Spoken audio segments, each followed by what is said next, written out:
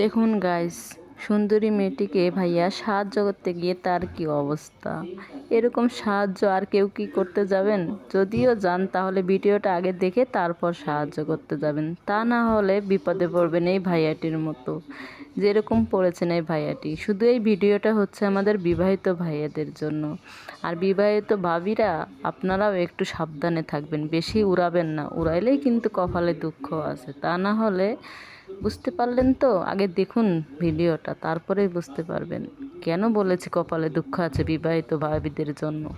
বেশি লাফাবেন না, লাফালে তার কপালে দুঃখ আছে। বুঝতে পারলেন?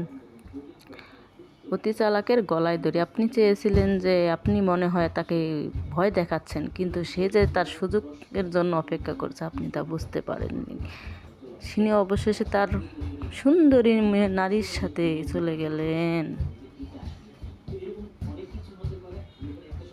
আপনি এখন দাঁড়িয়ে দাঁড়িয়ে আফসোস করুন আর গাড়ি পিছে পিছে দৌড়ান। এটাই হচ্ছে বিবাহিত মহিলাদের দোষ। ভিডিওটি ভালো লাগলে অবশ্যই লাইক সাবস্ক্রাইব করবেন।